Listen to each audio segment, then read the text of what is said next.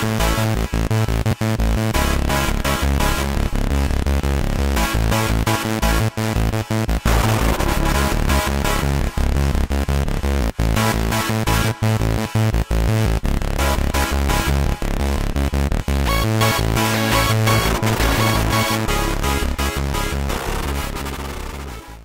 everybody, it's Raine again with Initiative Tabletop, and today we're here with a new game, well, somewhat new.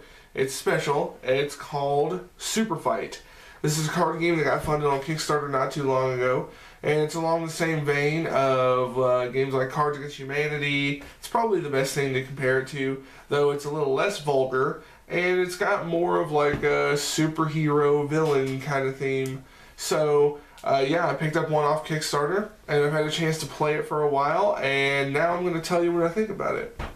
So the copy of Superfight that I have is a Kickstarter special edition. It's a limited edition Kickstarter one, but what you're going to get in Superfight is basically going to be the same. With Superfight, you get a box full of a bunch of white cards, a bunch of black cards, and the rules. The rules are really simple. They just tell you that the white cards are characters, and the black cards are either helpful things, powers, or could be drawbacks. And the rules in the game are really simple. Basically, one player is going to be the ref, and all the other players are going to be against them. According to the rulebook, everybody starts off with a hand of 4 white cards. And these white cards are going to be your characters. For instance, a nudist, identical twins, yourself, or the Terminator. And the way it works is the referee is going to play 1 white card from the white deck and then play 2 black cards along with it. This is going to be the villain for the round.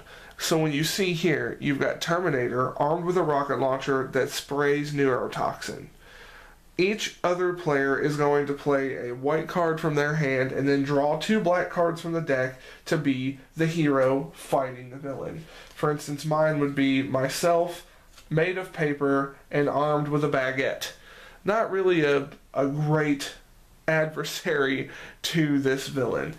And you're going to continue to do this all the way around the table until until all players are done, and then the ref is going to choose which hero he feels would beat the villain the best.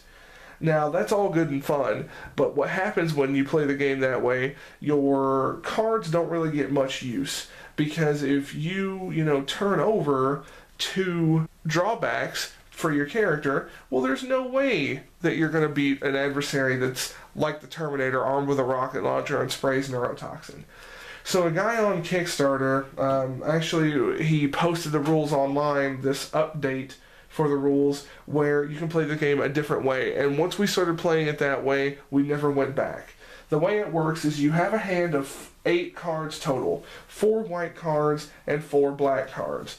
Then what you're going to do is play the game as normal, where you're going to have a ref. The ref is going to still draw a white card from the white deck, 2 black cards from the black deck.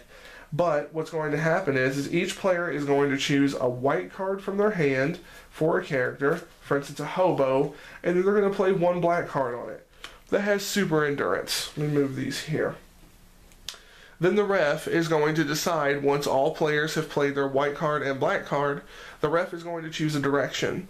Players are then going to play 1 black card on the character in that direction. So this makes your cards much more useful, because you want to hold both powers and drawbacks, so that way you can play your drawbacks on your opponent's characters, play your powers on your characters, and so on and so forth. It makes the game much more fun. And just like Cards Against Humanity fashion, you keep playing until, well, you get tired, or until you have a set point value that you're going for. The game is a lot of fun. There is a lot of variety here. For instance, is reliving the same day over and over, is 100 stories tall, 6 feet tall, uses the Force. Honestly, this game covers everything. And the cool thing about the Kickstarter is that they released a lot of expansions for it. I was actually lucky enough to pick up the Super Nerdy expansion, so it's got a bunch of gaming stuff in it and, stuff that we would like. So there's a lot of characters, there's a lot of powers and drawbacks. The game can be very, very various in its play style, and it's a lot of fun. But that's Superfight. Well, there you go. That's Superfight in a nutshell. Superfight is a really great game. I think it's a lot of fun. It offers a lot of variety. There's just so many cards that can be played. It's great for a party game, and unlike Cards Against Humanity, I would recommend this as a family game. Whether you're into superheroes or not, just the concept is great. Being able to have like a hobo that sprays fire versus, you know, Meatloaf trapped in an antique diver's helmet. Just the combinations that you get are hilarious. You're going to be laughing, having a lot of fun. Superfight is a great game. I really do hope that it makes it to retail shelves soon. I think that this is a game that almost every gamer is going to enjoy. I think that you're going to see this show up at Gen Con. It's just a great all-around game for almost anyone to get into. If you have a chance, the Kickstarter is still there, though it's not live anymore. Go check it out for yourself. There's still plenty of updates being posted to it. I'm still getting updates. I'm really glad that I picked up Superfight. If you get a copy, I know you will too.